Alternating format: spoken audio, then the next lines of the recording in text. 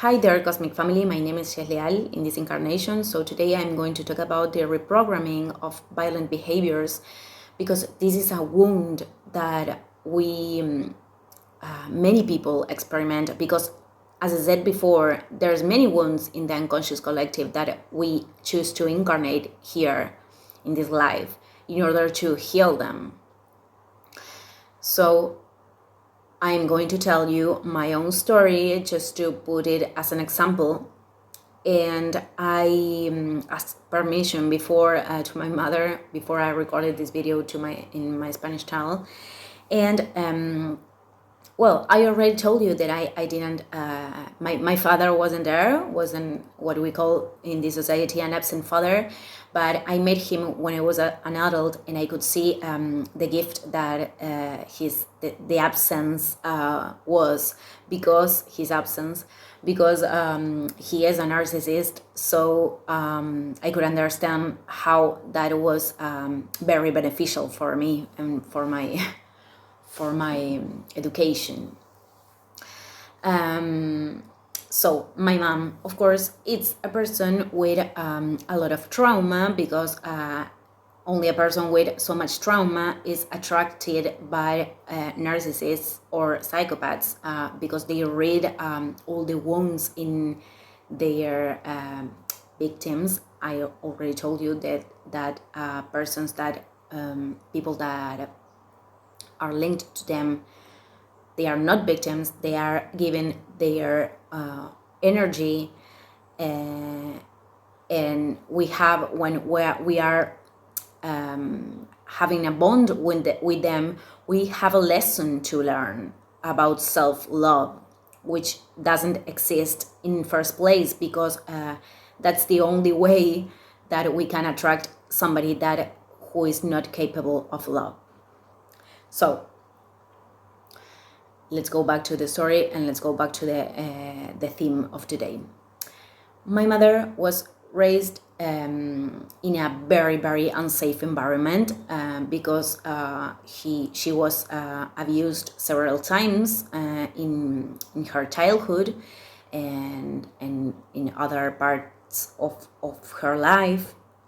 And one of the sexual abuses was by her own father, which was my grandfather. He's already dead, and I met him, and he was like a relatively good grandfather with me. He did no harm, you know.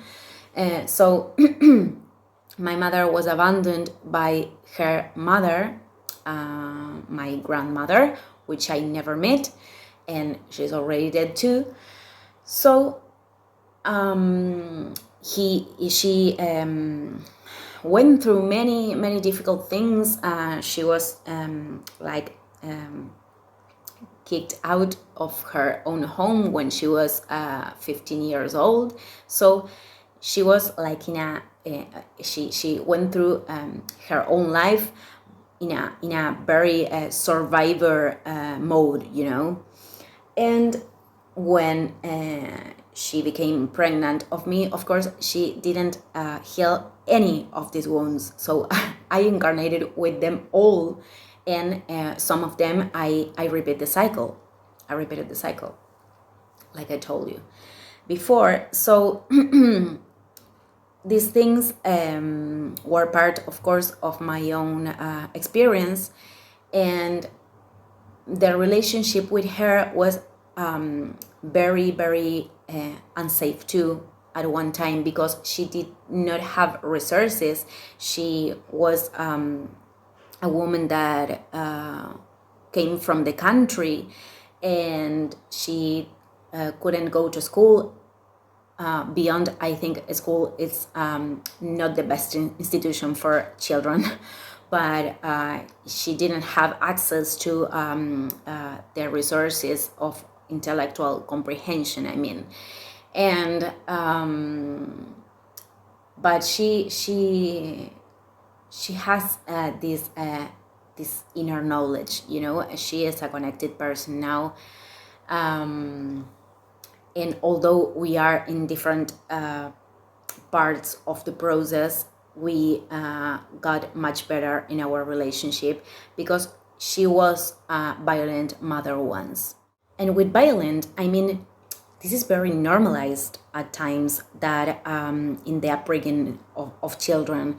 But with violent, I mean, she was violent physically and verbally. Of course, she didn't, hit me in a, I don't know how can I explain this, but she didn't send me to the hospital or things like that.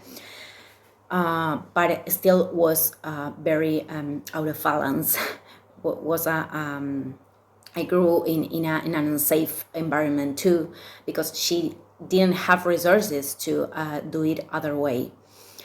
And I grew up with a lot of anger with me, with myself, and with her. So after my first crisis, which I told you in the video of anxiety, it was in 2013, after I got the relationship with the narcissist, I wrote a letter asking for forgiveness, in saying thank you, because I couldn't thank life. I couldn't thank my mother for existing, and that was causing me blockages. So I am going to explain this about the letter, because I think it's something very, very, very good to heal. But of course, if we are talking about a narcissist mother and we don't have nothing to be grateful for, we only can be said thank you for giving me the life, and that's all, because those mothers are not are only portals for us to born, but are not the archetype of mother. In fact, they are the archetype of all of a mother shouldn't be. So I'm saying this because it's not the same situation. My mother is not a narcissist. She was a very damaged person, and now she is a lot more connected, And I gave the letter to her, but in the case of a narcissist mother, there's no point in giving a letter like that to a person with that thing. So I gave the letter to her so she could open up and tell me about the abuses and all the things she went through, so I could understand. That was the big start for us, but it still took me a lot of years to heal this anger, and I'm still working many times, but our relationship got so much better. And I'm relating this about the letter because everything we are healing now, we heal it for our descendant and also for our ancestors. So the healing started for her too at that time. This is very important. So this anger, this aggressiveness that I had, of course, I was totally an aggressive person once, because I didn't know how to channelize all this anger that I raised with, and all the violence that she projected to me, then become an self-destructive behavior, because I wasn't a person that expressed this anger so much with people outside. It was something like from me to me. So I used to guard myself. I didn't know how to channelize this, and I was feeling very, very angry. And I have to explain this because there's a planet in astrology which it is called Mars. And Mars is the planet of action, is the planet of that drives us to getting what we want. It's a planet, an active and masculine planet. So when that planet is out of balance, it could cause us reactive impulses, which is aggressiveness. So being aggressive actually could be something that impulses us to do the things we want, to align us with our desires. But when we don't have that planet in balance, we are aggressive people. And it's important to say that aggressiveness is an addiction. It is an addictive behavior. It's a programming like every other behaviors that are limited for us. So I'm explaining this about I wasn't like a very aggressive person, with people. I had problems in school when I was 14 years old, that I fought with one girl, but that was the only the only time I did that. I was more like self-destructive, and I never had it I couldn't get the impulse to go for the things I wanted. This was totally out of balance. I didn't have I was channeling my aggressiveness in a very, very, very bad way. So because this is the way I was taught to do it. So it was very important, of course, to recognize all of this shadow in me, and to recognize that it came from my mother. But when I started to heal the relationship with her, and when I started to stop to judge her, because I did for a long time, I could I could start to work on this. So of course aggressiveness it's an addictive behavior, because it's something we are always pushing, and every time we are pushing a little bit more,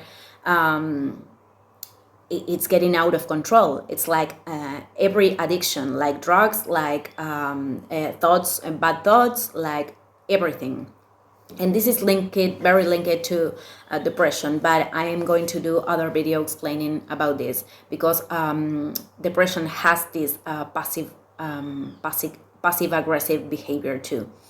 So it's very important, because the main thing about depression has to do with anger.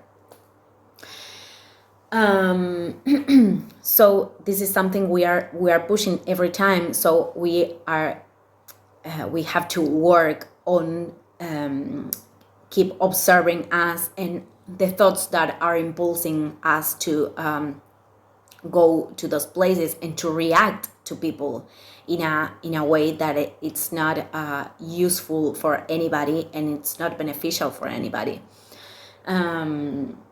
Of course, this takes the time we need. I mean, it's not something that we are going to do from day to night. But the main thing is we have to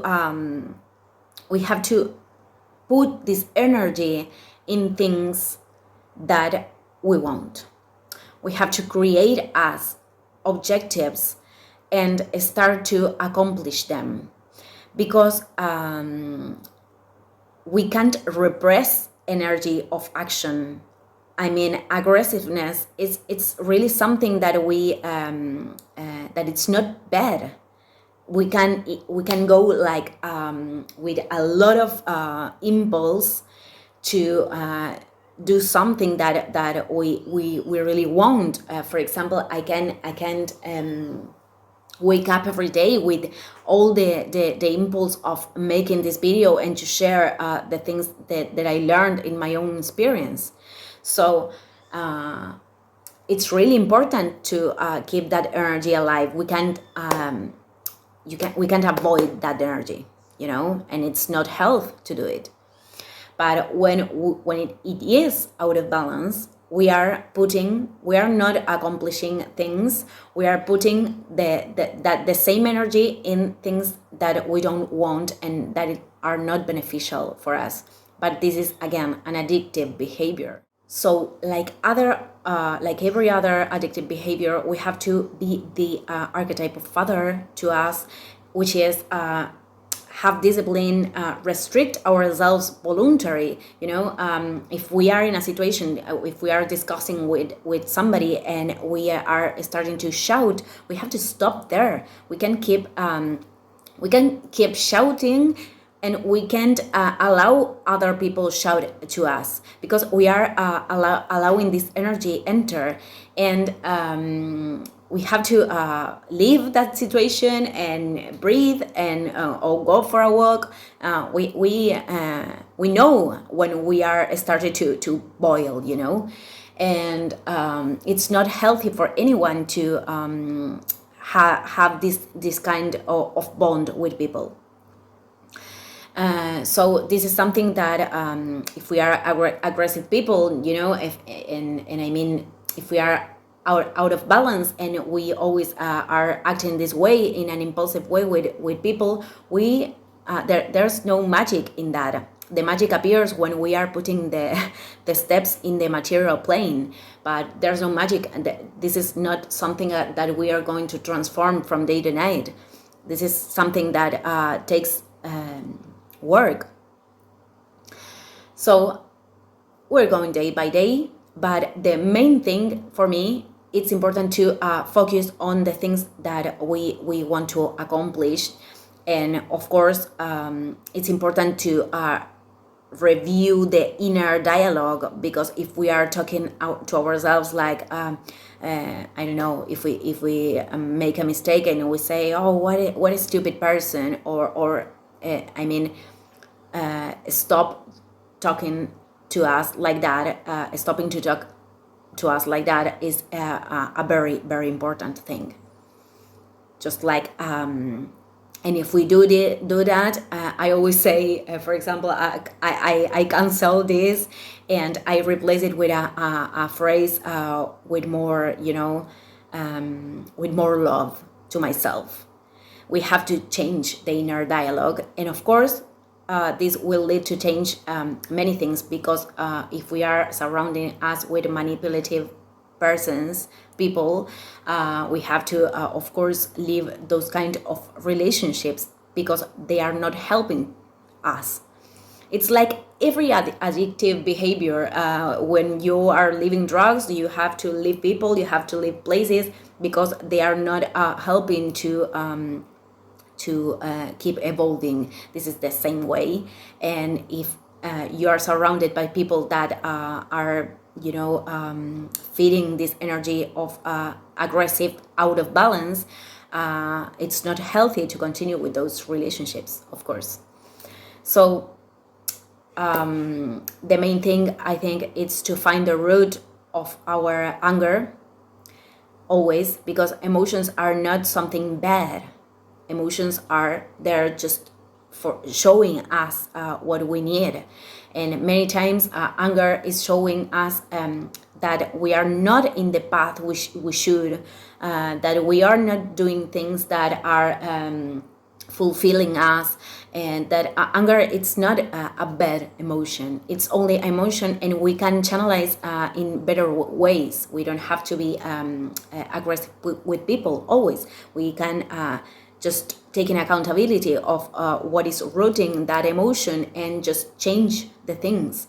So emotions are not bad at all. But many times emotions could be created from thoughts that are not beneficial. That's why it's important to look up for the root of the emotion. So, okay, people, I'm ending the video here, and I'll see you tomorrow. Goodbye. Ciao, ciao.